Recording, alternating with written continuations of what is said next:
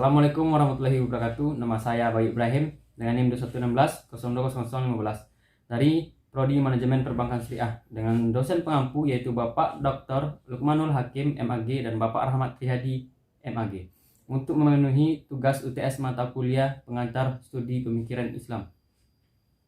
Baiklah, saya akan menjelaskan materi tentang akidah Islam yaitu pokok dan cabangnya. Dalam pembahasan saya kali ini, saya akan membahas 3 poin penting yaitu pengertian akidah Islam, pengertian akidah pokok, dan akidah cabang. Pertama, pengertian akidah.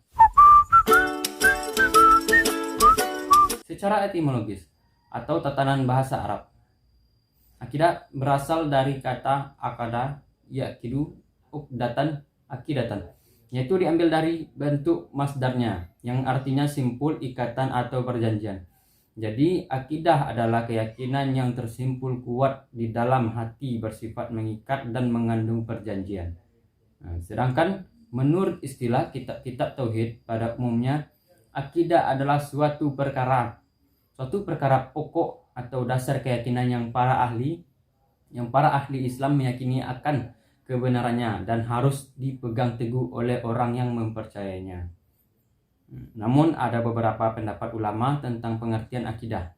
Antara lain Hasan al-Banna mengungkapkan bahwa akidah adalah beberapa perkara yang wajib diyakini kebenarannya oleh hati, mendatangkan ketentraman jiwa, menjadi keyakinan yang tidak bercampur sedikit pun dengan keraguan-raguan. Dan aqaid menurut Abu Bakar Jabir al-Jazairi adalah sejumlah kebenaran yang dapat diterima secara umum oleh manusia, baik secara akal dan fitrah.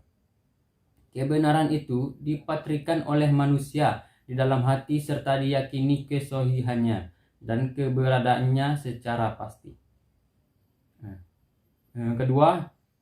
Materi kedua, akidah pokok.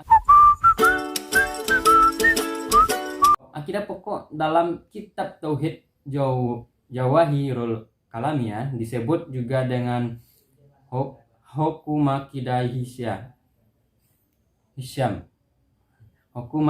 Hisyalam.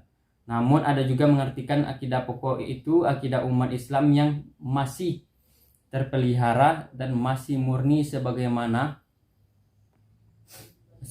sebagaimana yang dianjurkan oleh Rasulullah Sallallahu Alaihi Wasallam yang tercakup dalam Arkanul Iman. Akidah pokok pada masa Nabi dan 2 khalifah pertama masih dapat dipertahankan, yaitu seperti yang dijelaskan di atas, itu rukun iman yang mencakup 6 aspek, dan dalam akidah pokok ada keimanan seorang umat Islam yang di atasnya berdiri syariat Islam, keimanan dan perbuatan, atau dengan kata akidah dan syariat, keduanya itu antara satu dengan yang lain sambung menyambung, hubung menghubungi, dan tidak dapat berpisah.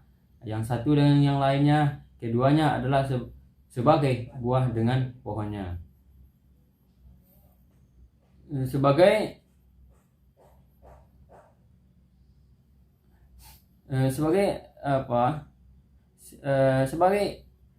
sebab dengan sebabnya, atau sebagai nahija atau hasil dengan mukodimahnya. Berikut merupakan akidah pokok yang di dalam berisi keimanan.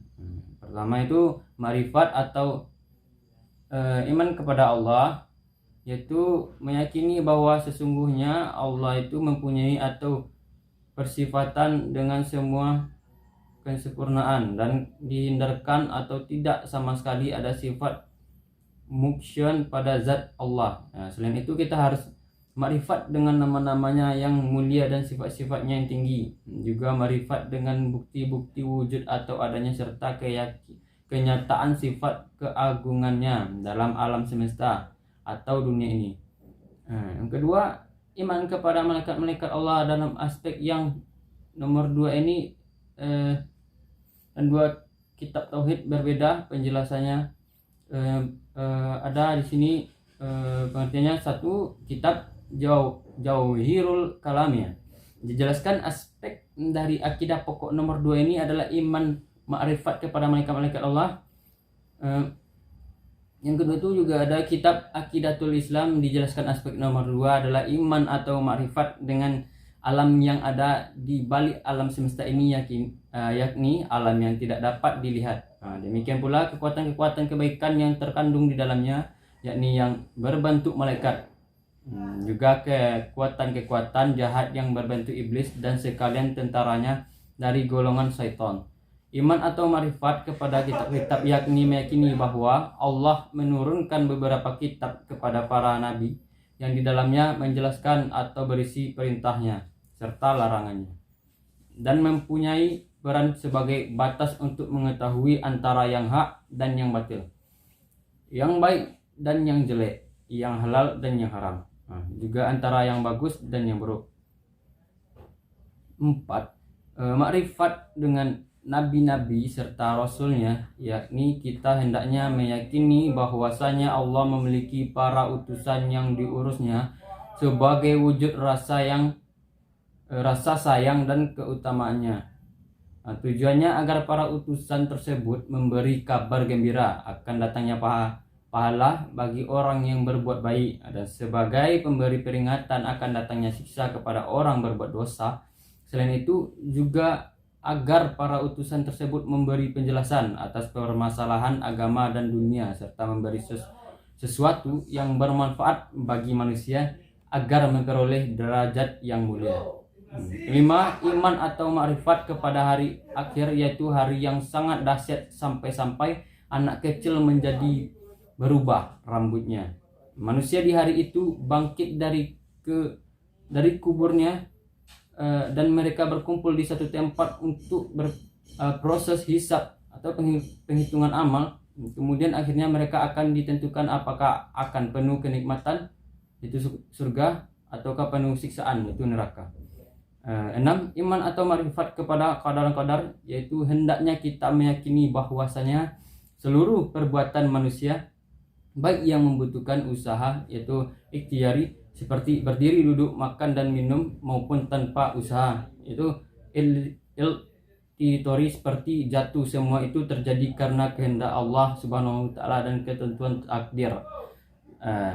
Itu telah dibuat Allah sejak zaman azla, itu zaman sebelum ada sesuatu kecuali Allah, dan pengetahuan Allah tentang semua itu telah ada sebelum hal tersebut terjadi. Landasan itulah berjalannya segala peraturan yang ada di alam semesta ini, baik dalam penciptaan atau cara mengaturnya.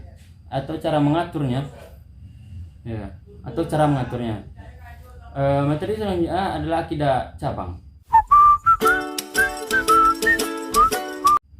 Akidah cabang, setelah berakhirnya kepemimpinan Khalifah Umar bin Khattab, umat Islam mulai terjadi perpecahan, kemudian muncul permasalahan yang menimbulkan terjadinya pembunuhan Khalifah Utsman bin Affan pada tahun 345 sampai 656 Masehi oleh pemberontakan yang sebagian besar dari Mesir yang tidak puas dengan kebijakan politiknya. Maka lahirlah cabang-cabang akidah yang pemahamannya bervariasi dari masing-masing aspek rukun iman, di antaranya masalah Tuhan. Dalam masalah zat Tuhan muncul pendapat yang menggambarkan Tuhan dengan sifat-sifat bentuk jasmani atau fisik.